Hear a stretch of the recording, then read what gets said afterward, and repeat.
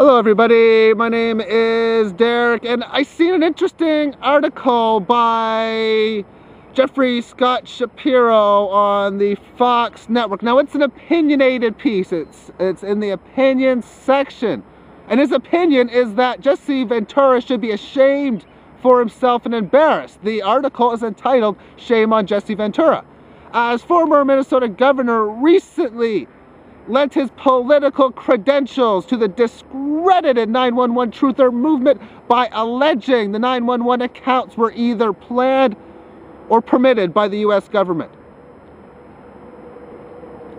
The discredited 911 truth movement, but once again, that's his opinion. Perhaps what Ventura is missing is that there is probably more incontrovertible evidence and more witnesses that witnessed what happened on ground zero.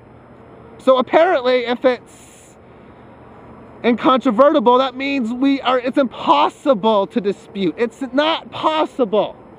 Yet where are these judges that look at two sides of the factor? The plaintiff defendant, what happened here, what happened there, what makes most logical sense? And well, in reality, I already know this. It's the judges. Who do they work for? Yeah, it's the globalists, the powers that be. So why would they want to put themselves to court?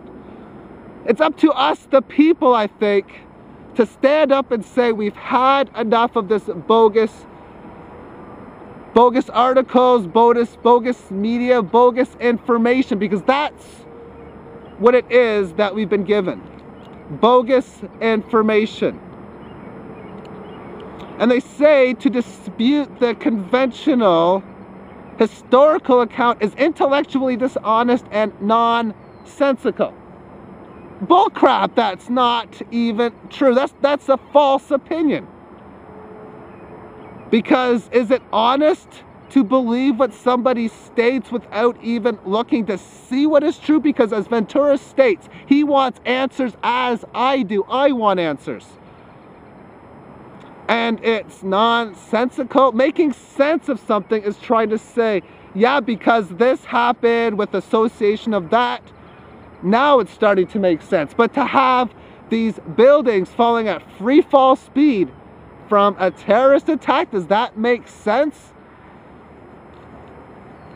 Moving on, it states that he says he knows this because he was a journalist for the Gannett News, and he was there for ground zero, and that the Ventura and the 911 truthers allege that the government explosives caused Trade Center 7 to go down. He says it's false because he remembers watching all 47 stories suddenly and silently crumble.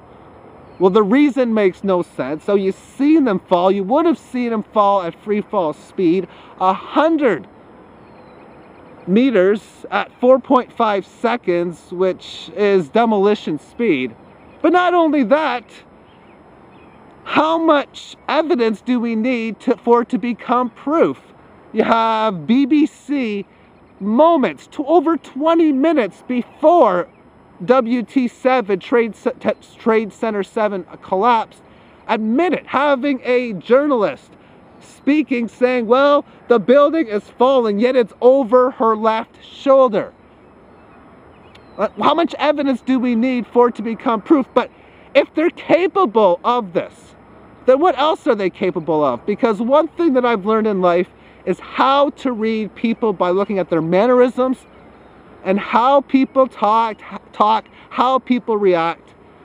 And if I was a poker player, using the interview from George W. Bush where he was talking about it's time for politics, I'd be betting you are bluffing or not telling the truth and risking an all-in stack to make the call against your bluff. That's how confident I would be.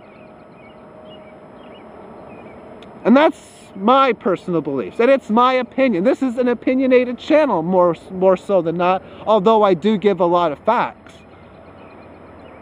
And by stating that BBC covered this footage beforehand, that's factual.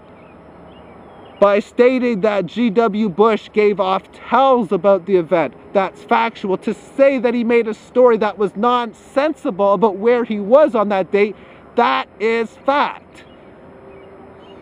I don't know what more to say, but it really is not just about 911, which I do think, because the people have had enough, we will come to the conclusion of this event in the near-term future. But what else are they capable of? Are they going to state, yeah, this Haiti earthquake, it was HAARP, H-A-A-R-P.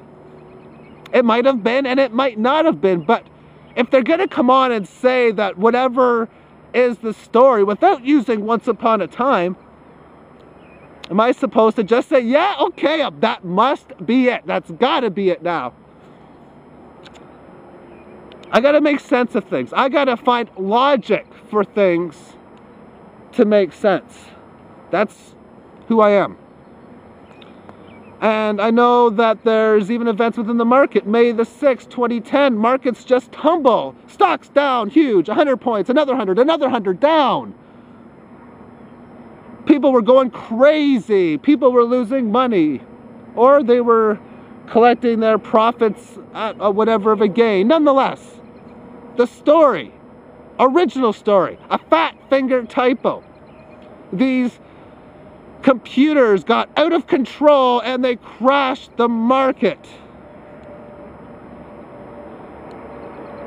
So apparently they were giving us stories that obviously didn't make sense. They didn't think about it too much before putting it on. Reuters, the Associated Press, CBS, CNBC, but they did. And then they might have came to the conclusion, you know what, that just is too far-fetched. Let's make up a new story. And now they're telling us that this is technology that they were unable to control, yet they still tell us to invest in stocks.